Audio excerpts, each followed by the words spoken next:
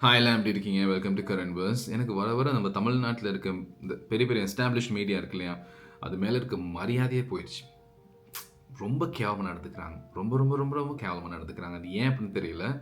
And ஒரு காலத்தில் வந்து இவங்கெல்லாம் பார்க்கும்போது லைக் இவங்க வீடியோஸ்லாம் வரும்போது பார்க்குறதுக்கே அவ்வளோ சந்தோஷமாக இருக்கும். அவ்வளோ இதாக இருக்கும். அவ்வளோ மீனிங்ஃபுல்லாக இருக்கும். நிறைய விஷயங்கள் இருக்கும். இன்ஃபர்மேட்டிவாக இருக்கும்.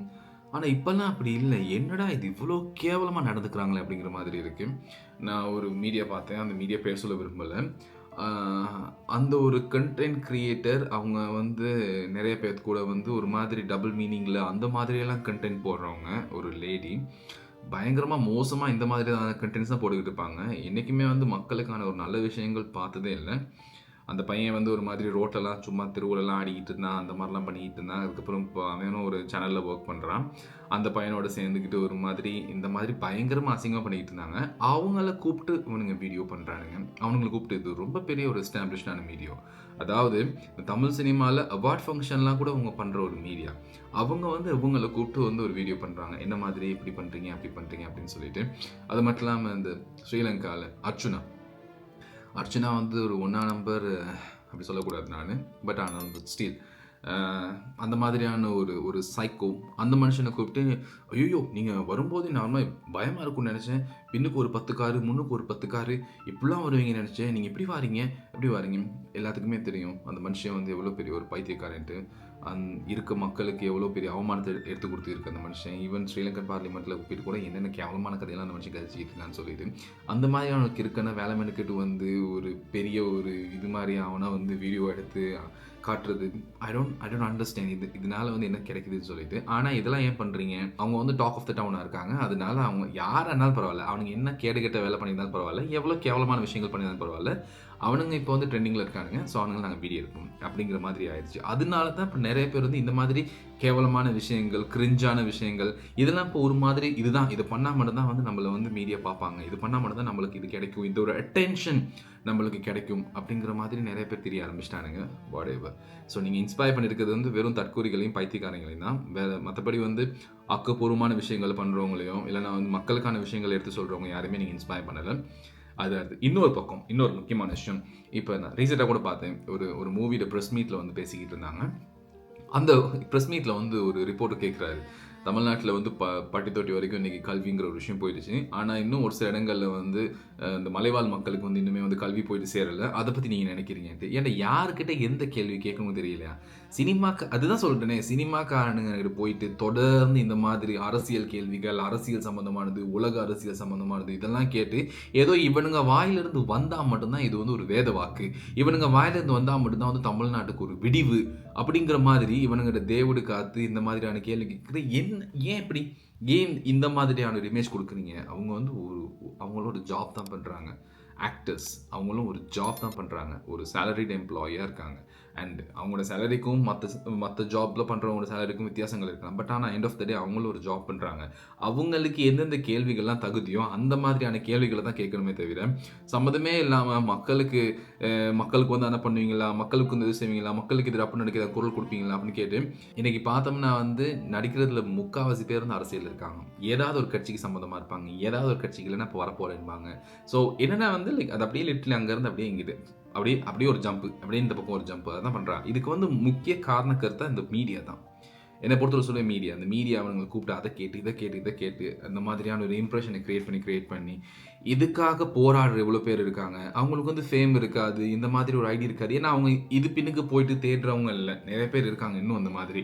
மக்களுக்காக ஃபைட் பண்றவங்க, அந்த ஏரியாவுல வந்து லைக் இவங்ககிட்ட சொன்னா ஏதாச்சும் நடக்கும் அப்படிங்கிற மாதிரி வந்து கேட்கறவங்க நெறைய பேர் இருக்காங்க. இன்னுமே இருக்காங்க. ஆனா தொடர்ந்து வந்து இந்த சினிமா மோகம், சினிமான்னு இது பின்னுக்கே இந்த மீடியா போறது. சினிமா கவரேஜ், அதுவும் ஒரு சாவு வீடு எங்க இருந்தாலும் இப்ப கிட்டத்தட்ட வந்து ஒரு 2, 3 முக்கியமான தமிழ் லெஜெண்ட்ஸ் இறந்து போயிட்டாங்க. அந்த சாவுலலாம் ஒரு 200, 300, 500, 1000 மீடியாக்காரங்க கேமரா தூக்கிட்டு அப்படியே எறும்பு அந்த சாப்பாட முக்கிற மாரி அவங்களுக்கான ஒரு பிரைவசி அதெல்லாம் குடுப்போம். அப்பல்லாம் ஒண்ணுமே இல்ல. அப்படியே வந்து மொச்சிக்கிட்டு மொச்சுன்னு இத வந்து ஒரு மாரி கண்ட்ரோல் பண்ணும். தமிழ்நாட்டு அரசு அட்லீஸ்ட் இதுக்கு சரி ஏதாச்சும் ஒண்ணு பண்ணுனா பெட்டரா இருக்கும்னு நெனைக்கிறேன்.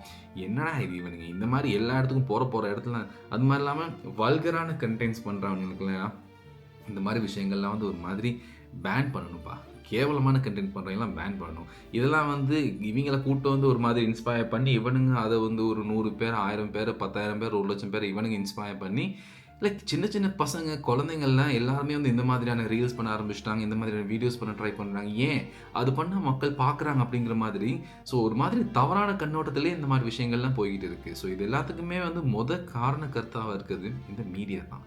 கேவலமான ஒரு மீடியா, டிஸ்கஸ்டிங்கான ஒரு மீடியா. ஸோ தயவு செஞ்சு இந்த மாதிரியான விஷயங்கள் வந்து மக்களுக்கு ப்ரொமோட் பண்ணாதீங்க. எவ்வளோ பேர் வந்து எவ்வளோ நல்ல டேலண்ட்ஸ் இருக்காங்க, வெளியில் வந்து ஒரு சின்ன ஆப்பர்ச்சுனிட்டிக்காக வெயிட் பண்ணுறாங்க. அந்த மாதிரி இருக்கவங்களை வந்து கூப்பிட்டு பண்ணுங்க. ஏன்னா மக்களுக்கு வந்து பார்க்க ஆசையாக தான் இருக்குது. இல்லைனா மக்களுக்கு அந்த மாதிரியான விஷயங்களை பார்க்கறதுக்கான ஆர்வத்தை தூண்டுங்க. அந்த ஒரு ட்ரெண்டை செட் பண்ணுங்க. தொடர்ந்து வந்து காசிப்ஸே வந்து மக்களுக்கு ஃபீட் பண்ணி மக்கள் வந்து இப்போ ஒரு நல்ல ஒரு விஷயம் வந்தாலும் அதை அப்படியே ஸ்க்ரோல் பண்ணிட்டு போயிடுறாங்க, பார்க்குறதுக்கு இன்ட்ரெஸ்ட் இல்லை. ஏன்? அவங்களோட டோபமைட் வந்து இப்போ ஃபுல்லாக அதுக்கு அடிக்ட் ஆயிடுச்சு. ஃபுல்லாக காசிப்ஸுக்கும், ஃபுல்லாக தப்பான விஷயங்களுக்கும், ஃபுல்லாக நெகட்டிவ் விஷயங்களுக்கு மட்டும்தான். ஒரு இடத்துல வந்து 1000 நல்ல கமெண்ட் இருந்தாலும் ஒரே ஒரு தப்பான கமெண்ட் ஒருத்தன் அடிச்சிருப்பான், அதை பற்றி மட்டும்தான் எல்லாருமே பேசிக்கிட்டு இருப்பாங்க. அவனுங்க மட்டும்தான் போய்ட்டு எல்லாருமே ரிப்ளை பண்ணிக்கிட்டு இருப்பாங்க. அந்த மாதிரி எங்கே பார்த்தாலும் வெறும் நெகட்டிவிட்டியை தேடுற இடமா போயிடுச்சு. அந்த நெகட்டிவிட்டியை வந்து ஃபுல்லாக ஸ்ப்ரெட் பண்ணுறது இந்த மீடியாஸ், அதுவும் பெரிய பெரிய எஸ்டாப்ளிஷ்டான மீடியாஸ். ஸோ தயவு செஞ்சு இந்த மீடியாஸ் வந்து கொஞ்சம் சோஷியல் ரெஸ்பான்சிபிளோட விஷயம். என்னடா ஹூ கிவ்ஸ் அ ஷிட், நம்ம என்னத்துக்கு சோஷியல் ரெஸ்பான்சிபிள் எடுத்துக்கணும், நம்மளை பொறுத்தவரை மணி காசு அதுக்காக தான் நம்ம எதுனாலும் பண்ணுவோம் அப்படிங்கிற மாதிரி நீங்கள் இருப்பீங்கன்னு தெரியும். அப்படி தான் இருக்கீங்க, பார்த்தாலே தெரியுது. அது என்னத்தை சொல்கிறதுக்கு இருக்குது. பட் ஆனால் எனக்கு ஒரு சோஷியல் ரெஸ்பான்சிபிள் இருக்குதுன்னு என் வீடியோஸ் பார்க்குறது ஒரு 10 பேரோ 100 பேரோ நான் அவங்களுக்கு ஒரு 4 நல்ல கருத்துக்களை சொல்லணும். அட்லீஸ்ட் எனக்கு தெரிஞ்ச நல்ல விஷயங்களை நான் வந்து அவங்களுக்கு வந்து சொல்லிக் கொடுக்கணும் அப்படிங்கிறது நான் ஆசைப்பட்றேன். ஸோ நிறைய பசங்களுக்கு நான் சொல்கிற விஷயம், நான் வந்து சோஷியல் மீடியாவில் எல்லாமே உங்களுக்கு நல்ல விஷயங்களை ஃபீட் பண்ணுறதுக்கு இல்லை. எல்லாமே வந்து உங்கள் மனசுக்கு நல்ல விஷயங்களாக போய் சேர போகிறதும் இல்லை. அதனால் ஸ்பெஷலி இந்த மீடியாஸில் இந்த ட்ரெண்டிங்காக இருக்குது, இந்த மாதிரியான விஷயங்கள்லாம் பண்ண சூப்பராக இருக்கும் அப்படிங்கிறதெல்லாம் நீங்கள் வந்து ஒரு மாதிரி மைண்டுக்குள்ளே போட்டுக்கிட்டு அந்த மாதிரியான விஷயங்களுக்கு உங்களை நீங்கள் பழக்கப்படுத்திக்கிட்டு அதிலிருந்து திரும்ப வெளியில் வர முடியாத அளவுக்கு போயிடுறாங்க. ஏன்னா அது ஒரு பெரிய அடிக்ஷன். இந்த மாதிரியான விஷயங்களுக்கு உள்ளே போயிட்டு இன்வால்வ் ஆகி அதனால் வந்து எவ்வளவோ தவறான செயல்களுக்குள்ளே வந்து உட்பட்ட நிறைய பேர் வந்து நான் பார்த்துக்கிட்டு தான் இருக்கேன். ஸோ அதனால் மீடியா அவங்க வெறும் காசுக்காக எது வேணாலும் பண்ணுவாங்க. அந்த மாதிரியான ஒரு மைண்ட் செட்டில் இருக்கிறது தான் இப்போ தமிழ்நாட்டில் இருக்க மீடியா. ஸோ அந்த மீடியாவில் காட்டுற விஷயங்கள் எல்லாமே வந்து உங்களுக்கு நல்லதுக்காக தான் பண்ணுறாங்க, உங்களுக்கு ஒரு மாதிரி நல்ல விஷயங்கள் தான் சொல்லிக் கொடுக்குறாங்க, நல்ல விஷயங்கள் தான் ஃபீட் பண்ணுறாங்கன்னு நினச்சிக்கிட்டு எல்லாத்துக்குமே அடிமை ஆயிடுறாங்க. எதுனாலும் சிந்தித்து செயல்படுங்கள் மக்களே, சிந்தித்து செயல்படுங்கள். அண்ட் இந்த வீடியோ பிடிச்சிருந்துச்சுன்னா சப்ஸ்கிரைப் பண்ணுங்கள். See you.